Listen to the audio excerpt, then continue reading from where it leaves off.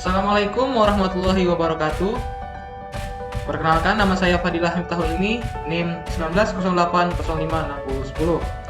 Pada kesempatan kali ini, untuk memenuhi UAS dasar-dasar jurnalistik, saya di sini akan mengulas sebuah buku karya mahasiswa UIN Wali Songo, yaitu pada Fakultas Sains Teknologi dan jurusan Matematika. Untuk mempersingkat waktu, ayo kita mulai. Sebelum kita masuk ke pembahasan, saya akan sedikit memberitahu latar belakang terbentuknya buku ini. Pada awal mula tercetusnya pembuatan buku ini, kami mendapatkan tugas akhir untuk membuat karya yang akan disusun menjadi sebuah buku dari mata kuliah dasar-dasar jurnalistik yang diampu oleh dosen Pak Nanang Kosim MPD. Dengan diskusi dan pertimbangan yang cukup lama, akhirnya kami memutuskan untuk memilih tema yang berkaitan dengan literasi teknologi di era disrupsi, di mana seperti yang kita ketahui bahwa zaman sekarang atau era disrupsi tak lepas dengan yang namanya teknologi. Pada buku ini, Fadilah Miftahul Ilmi dalam catatannya yang berjudul Literasi Teknologi di Era Disrupsi menuliskan bahwa sejumlah ahli mengartikan era disrupsi sebagai suatu perubahan yang besar dan mendasar. Dari satu tema ini saja, banyak hal dan masalah yang dibahas, dimulai dari dampak, pengaruh, perkembangannya, dan masih banyak lagi. Buku catatan kritis mahasiswa ini mempunyai 165 halaman yang terdiri dari hasil karya tulis 10 mahasiswa UIN Wali Songo Semarang yang telah dibagi menjadi beberapa bab atau kategori. Untuk bab yang pertama, yaitu tantangan era disrupsi teknologi, di mana pada bab ini lebih membahas tentang penjelasan dan hubungan pada teknologi dan era disrupsi. Selanjutnya pada bab kedua yaitu meningkatkan literasi teknologi, membahas tentang mengenali literasi beserta hubungan literasi dengan teknologi. Selain itu, pada bab ini juga mengemukakan alasan terpentingnya literasi, terutama literasi digital di era disrupsi. Kemudian yang selanjutnya, pada bab peranan dan gerakan jiwa berteknologi, di mana membahas tentang ide-ide terciptanya suatu teknologi, bentuk penerapan, dan peranan teknologi, hingga pengembangan teknologi yang lebih maju. Selanjutnya, pada bab arus teknologi bagi generasi milenial.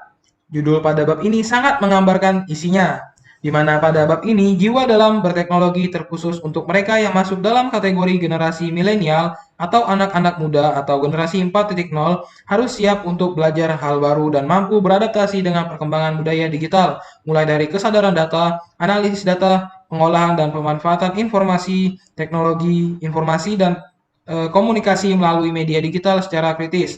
Dan pada bab terakhir yaitu ada pendidikan dan teknologi. Kita ketahui bahwa pada bab ini teknologi tak boleh lepas dengan yang namanya pendidikan. Teknologi dapat membantu berjalannya sebuah proses belajar mengajar seperti yang sekarang kita alami. Tanpa adanya teknologi, kita tidak dapat belajar secara online atau biasa disebut dengan pembelajaran jarak jauh atau biasa disingkat dengan daring seperti sekarang ini. Namun perlu diingat, tanpa pendidikan tidak akan ada teknologi yang maju, karena perlunya sebuah ilmu untuk mengembangkan teknologi itu sendiri. Keseluruhan tulisan yang terhimpun dalam catatan kritis ini memuat hal yang betul-betul menyadarkan akan generasi milenial agar selalu siap dengan perubahan dan pergerakan yang cepat pada zaman ini. Selain membeberkan kecenderungan yang muncul akan perkembangan teknologi yang positif, tawarkanlah pemecahan sederhana untuk dapat menerapkan aktivitas literasi. Selain itu, banyaknya tulisan yang di dalamnya memuat beberapa hal yang serupa memang mengacu pada satu tema yang menjadi satu kegelisahan dari para penulis, menggambarkan betapa kegelisahan tentang era disrupsi ini mewujud menjadi suatu bentuk kekhawatiran dan pemikiran yang senada untuk dapat dipecahkan secara bersama. Maka, selamat menelaah catatan kritis ini yang merupakan suatu rekam jejak yang hebat di era disrupsi di tengah gelombang informasi yang layak kita saring dan pilih dengan cerdas. Sebelum mengakhiri ulas buku kali ini, ada satu quotes yang sangat mendalam, yaitu ilmu itu ada di mana-mana, pengetahuan di mana-mana tersebar, kalau kita bersedia membaca dan bersedia mendengar. Terima kasih, mungkin sekian dari saya.